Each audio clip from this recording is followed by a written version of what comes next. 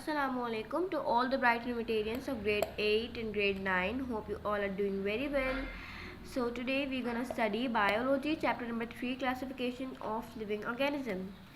इसके बारे में हम इस चैप्टर को तकरीबन पढ़ चुके हैं अपनी प्रीवियस वीडियोस में. अगर आपने वो नहीं सुनी so go now and check them. उसके बाद ही आप ये लेक्चर अटेंड करें ताकि आपको एक सीक्वेंस से समझ आए सारी चीज़ें. हमने ये सारे टॉपिक्स जो हैं ये क्लैरिफाई कर लिए, पढ़ लिए सारे टॉपिक्स, और अब हम बगैर टाइम वेस्ट किए अपने फर्दर टॉपिक्स पे बढ़ते हैं. So we were studying about kingdom systems. हमने किंगडम सिस्टम के बारे में पढ़ा था प्रीवियस वीडियो में, और वो हमने पढ़ा था रॉबर्ट विटाकर्स के किंगडम सिस्टम के बारे में. लेकिन अब हम पढ़ने जा रहे हैं मेरिग्लिस एंड सचवर्ट्स के किंगडम सिस्टम के बारे में. आज हम पढ़ेंगे. तो हमने जैसे कि विटाकर्स के इसमें पढ़ा था कि वो भी 5 किंगडम्स थे, यहाँ भी 5 किंगडम्स हैं. डिफरेंस इज़ दैट कि ये जो है ये ज़्यादा डिटेल्ड एक्सप्लेन किए हुए सारे किंगडम्स. यहाँ पे था kingdom Monera, kingdom Protista, kingdom Fungi, kingdom Plantae, kingdom Animalia and, और ये जो है मर्गिलिस एंड सचवर्ट्स का किंगडम सिस्टम है. और यहाँ पर ये है कि kingdom Prokaryotae, kingdom Protoctista, kingdom Fungi, kingdom Plantae and kingdom Animalia. तो सबसे पहले बात करते हैं किंगडम प्रोकैरियोटाई के बारे में. It includes all the prokaryotes. Prokaryotes का मतलब ही होता है बिफोर न्यूक्लियस, यानी कि प्रोकैरियोटाई, यानी कि obviously it's about prokaryotes. It includes all prokaryotes. Simple उन्होंने एक लाइन में इसको डिफाइन किया है कि जितने भी प्रोकैरियोट्स हैं वो सब कहाँ पे इंक्लूड हो रहे होते हैं, वो सब किंगडम प्रोकैरियोटाई में इंक्लूड हो रहे होते हैं. एग्जाम्पल्स इन्होंने क्या दी हुई है, बैक्टीरिया एंड साइनोबैक्टीरिया. तो cyanobacteria is the kind of bacteria. तो ये सारी किस्म एग्जांपल्स दी हुई किंगडम प्रोकैरियोटाई में दी हुई है, क्योंकि साइनोबैक्टीरिया एंड बैक्टीरिया हम सबको पता है कि ये जो होते हैं ये बिफोर न्यूक्लियस यानी कि प्रोकैरियोट्स होते हैं, इनके पास ट्रू न्यूक्लियस मौजूद नहीं होता है. Now we are going to study kingdom Protocista. It includes all the eukaryotic organisms which are no longer classified as animals, plants or fungi like. ये कह रहे हैं किंगडम प्रोटोकिस्टा जो है ये एक ऐसा किंगडम है जो सारे यूकैरियोटिक को, यानी कि इसमें सारे यूकैरियोटिक इंक्लूड होते हैं, यानी कि जिनके पास having true nucleus. It means कि यूकैरियोट्स का क्या मतलब होता है कि जिनके पास ट्रू न्यूक्लियस होते हैं. और ये कह रहे हैं किंगडम प्रोटोकिस्टा में ये सारे ऐसे यूकैरियोट्स जो होते हैं वो इसमें होते हैं जो कि no longer classified as animal, जो कि आगे फर्दर एनिमल्स या प्लांट्स या बस वो एक यूकैरियोट ऑर्गेनिजम्स होते हैं, हम उनको आगे डिस्क्राइब नहीं कर सकते या आगे क्लासिफाई नहीं कर सकते एनिमल्स और प्लांट्स में. बहुत सारी स्पीशीज़ होती हैं इस दुनिया में, बहुत सारी मखलूक़ है, बहुत सारी चीज़ें. तो ये एक किंगडम प्रोटोकिस्टा में ऐसे यूकैरियोट यानी ऐसे न्यूक्लियस वाले ऑर्गेनिजम्स इंक्लूड हो रहे होते हैं जो कि no longer classified as animals और प्लांट्स. और इनकी एग्जाम्पल्स क्या दी हुई है हमें, इनकी एग्जाम्पल्स है यूग्लिना, पैरामीशियम, क्लेमिडोमोनास, यीस्ट एटसेट्रा. यानी कि ये सारे जो ऐसे नाम यहाँ पर दिए हुए हैं जो कि किंगडम प्रोटोकिस्टा में इंक्लूड होते हैं, जो कि यूकैरियोट्स भी हैं, यानी कि इन सब के पास ट्रू न्यूक्लियस मौजूद है, बट ये आगे ना एनिमल्स में क्लासीफाई किए जा सकते हैं ना प्लांट्स में. तो यूग्लिना, पैरामीशियम, क्लेमिडोमोनास, यीस्ट यानी खमीर. Now kingdom fungi. It includes non-chlorophyllious multicellular eukaryotic organisms having cell wall. तो ये बहुत इंटरेस्टिंग है किंगडम फंजाई. ये सारे नॉन क्लोरोफिलियस यानी कि जिनके पास क्लोरोफिल यानी कि ग्रीन पिगमेंट मौजूद ना हो, बट वो मल्टी सेल्यूलर भी हो, यानी कि वो एक से ज़्यादा सेल में कंसिस्ट करते हो, हैविंग ट्रू न्यूक्लियस यानी कि यूकैरियोट्स हो, और सबसे बड़ी बात कि यहाँ पे इनके पास सेल वॉल मौजूद है. तो ये एक अलग सी बात है कि इनके पास क्लोरोफिल तो है नहीं लेकिन सेल वॉल है. जैसे कि आपको पता है कि we the humans are non chlorophyllous and we have no cell wall. Cell wall is only found in plants. But fungi में क्या कह रहे हैं, इनके पास सेल वॉल है बट ये नॉन क्लोरोफिलियस है. तो ये एक बहुत इंपॉर्टेंट बात है किंगडम फंजाई के बारे में. Now we can study kingdom plantae. ये इनके प्लांटी से समझ आ रहा है कि ये प्लांट्स के बारे में होगी, जाहिर सी बात है. It includes all chlorophyllous multicellular eukaryotes.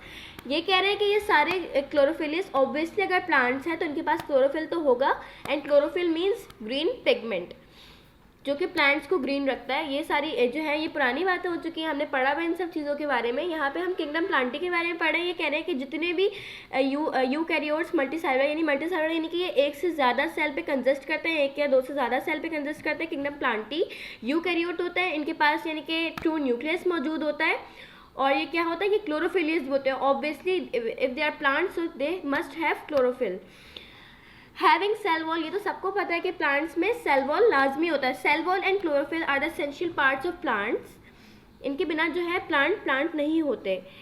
And अच्छा, प्लांट्स किंगडम प्लांटी में एक और बात की हुई है कि ये इनके पास जो होती है एम्ब्रायोनिक डेवलपमेंट भी होती है, यानी कि जो है इनकी सारे डेवलपमेंट, इनके अंदर फर्टिलाइजेशन प्रोसेस होता है, इनकी पूरी एम्ब्रायोनिक प्रोसेस, एक पूरी डेवलपमेंट हो रही होती है.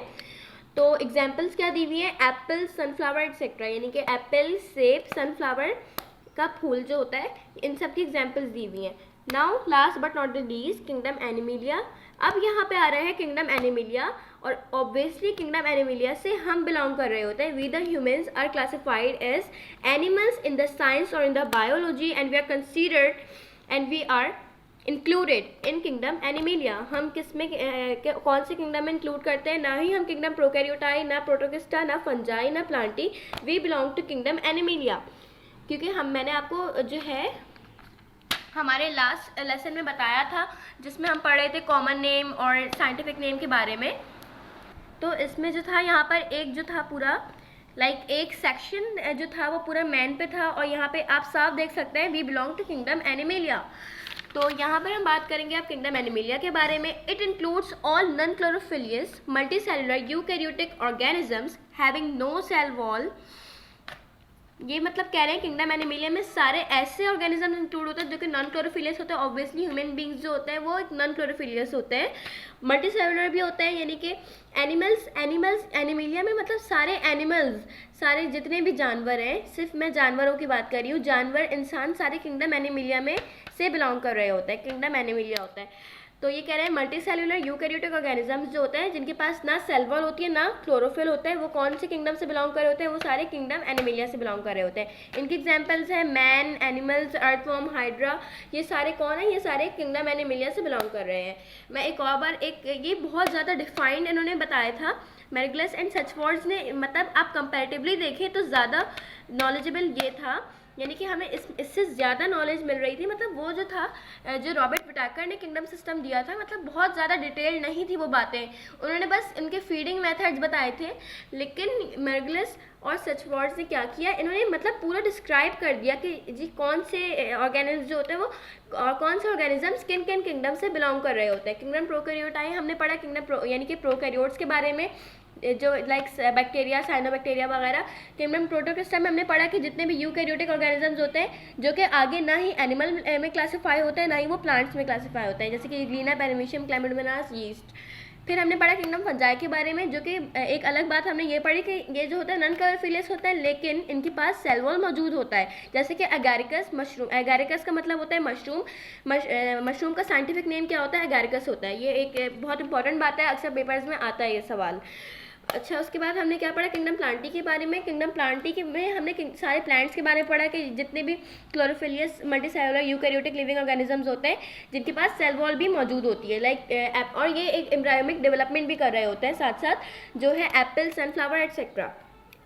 फिर हमने क्या पढ़ा किंगडम एनिमिलिया के बारे में, जिसमें उन्होंने बताया कि जितने भी जो होते हैं लिविंग ऑर्गेनिज्म जो होते हैं, जो कि नॉन क्लोरोफिलियस भी होते हैं, मल्टीसेलुलर भी होते हैं और यूकैरियोट्स भी होते हैं, लाइक कि उनके पास ना क्लोरोफिल मौजूद होता है. किंगडम एनिमिलिया में जितने भी ऑर्गेनिजम्स बिलोंग करते हैं उनके पास ना क्लोरोफिल मौजूद होता है ना, और वो मल्टीसेलुलर भी होते हैं, यानी कि वो 2 से ज़्यादा सेल्स में कंसिस्ट कर रहे होते हैं, और वो यूकैरियोटिक भी होता है, यानी कि हैविंग ट्रू न्यूक्लियस. यानी कि kingdom Animalia, the organisms who belong to the kingdom Animalia must have true nucleus. That's why they are called eukaryotes.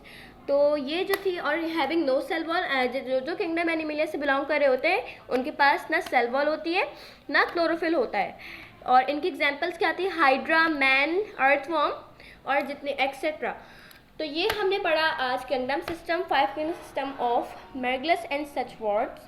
ये दोनों एक बायोलॉजिस्ट थे. ऑब्वियसली अगर बायोलॉजी भी जो भी काम कर रहे होते हैं या तो वो बायोलॉजिस्ट होते हैं.